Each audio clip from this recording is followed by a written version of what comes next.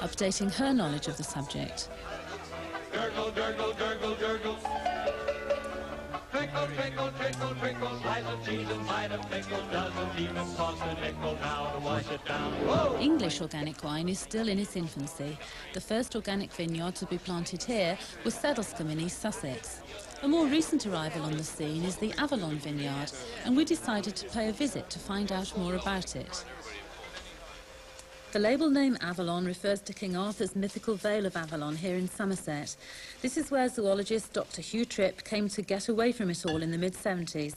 With only his second vintage in 1984, he achieved an English Wine of the Year award. Hugh, before I ask you about the vines, what about the land itself? What was it like when you took it over? Well, this particular plot of land was completely wild. It was an old abandoned orchard, and there were a few old fallen down trees, but shoulder-high brambles, and we didn't really know what to do, so we just cut everything to the ground and laid black polythene over everything. A couple of years later we peeled it back and there was lovely clear soil underneath, and it's been there ever since we planted. And the type of vine, that's a Seyval, and that's a French-American hybrid, is it? Yes, it is. It's not widely grown on the continent, but it's proved very successful in this country. Its very important qualities to us is that it's completely resistant to mildew, which is the bane of most vineyards, and that has enabled us to grow it very successfully organically. And what about the spacing? It looks as though the vines are planted really close to me. Yes, well there we've made the most use we could of a very small plot of land. By planting closely, we get our maximum production very soon, and we get a bigger crop quicker.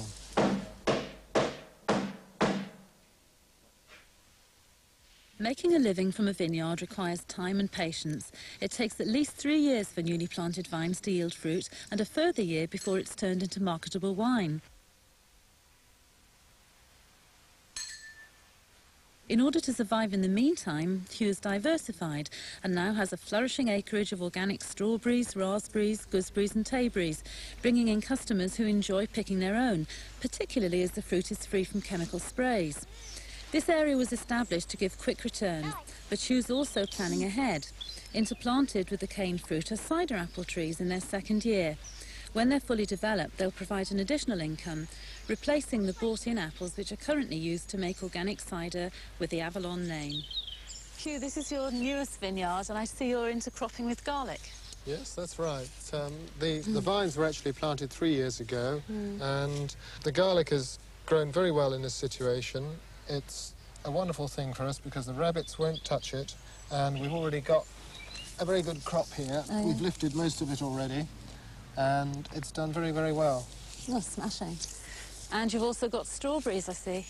Yes, the rest of this vineyard here is interplanted with strawberries, and they've done extremely well. And in exactly the same way as the garlic, they do most of their growth early in the year, before the vine leaves will form any sort of canopy to take away the light. And that'll be the case even when the vines are mature. These are obviously a different variety of vine. Why did you choose this one?